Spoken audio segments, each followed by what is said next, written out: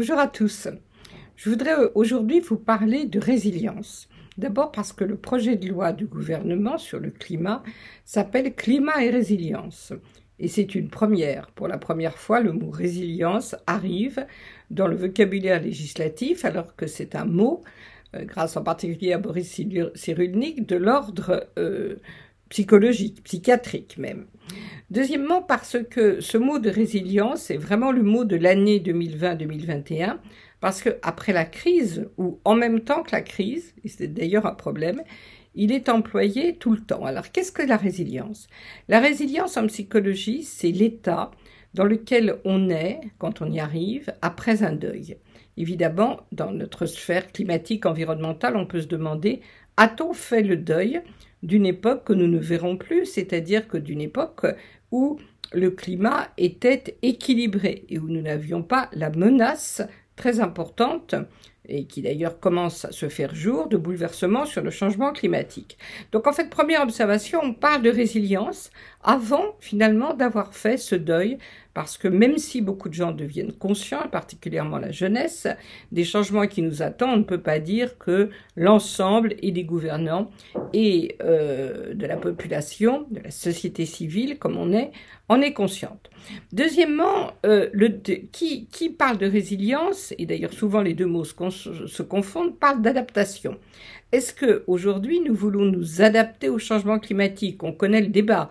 Le débat, c'est atténuer ou s'adapter. Et nous, au Comité 21, et beaucoup, heureusement, nous disons non, il faut combattre le changement climatique et véritablement œuvrer pour ce maintien à 2 degrés pendant le siècle, et en même temps, il faut s'adapter. Donc ça, c'est le deuxième problème, je dirais, il faut tout faire en même temps. Alors, beaucoup de livres paraissent en ce moment sur la résilience. Je pense d'ailleurs dernièrement au très remarquable livre, très révolté, de Thierry Ribaud, qui, autour des constats de Fukushima, a écrit contre la résilience. Et là, justement, il pose le problème en disant que la résilience est une sorte de leurre et en fait une manière de nous habituer doucement à ce qui doit arriver sans le combattre. Donc vous voyez que le champ est extrêmement important, mais le gouvernement l'a quand même choisi pour offrir au pays, alors nous sommes vraiment même pas au milieu de la discussion, un certain nombre de mesures qui certes sont peut-être moins fortes que certains l'auraient souhaité, mais qui sont quand même importantes. Et pourtant, il dit résilience. Alors, qu'est-ce que ça veut dire? Eh bien, ça veut dire en fait qu'aujourd'hui, le mot résilience, en matière environnementale, a évolué. Et que le mot résilience veut simplement dire à la fois s'adapter et combattre. Et finalement, quand on réfléchit bien, dans le vocabulaire psychologique, est-ce que c'est pas ça la résilience? Est-ce que ce n'est pas combattre cet état de deuil qui nous immobilise très souvent? Et justement, nous ne devons pas rester immobiles et en même temps s'adapter à une perte, parce que la perte d'un être cher, par exemple, est irréversible.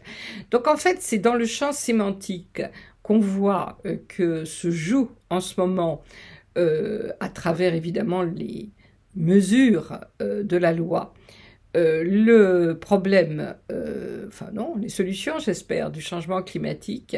Et à travers ce champ sémantique, on aborde quelque chose qui m'est extrêmement cher, c'est-à-dire la nouvelle philosophie humaniste que nous devons absolument construire ensemble, à travers peut-être les ODD, mais à travers aussi le rassemblement d'une humanité beaucoup plus consciente pour en fait avoir une boussole intellectuelle, une boussole philosophique, une boussole spirituelle devant cet effondrement que certains craignent, et même si on n'a pas d'effondrement, devant ce changement profond qui évidemment doit provoquer chez nous une énorme remise en cause de ce qu'on a appelé depuis quelque temps l'essentiel.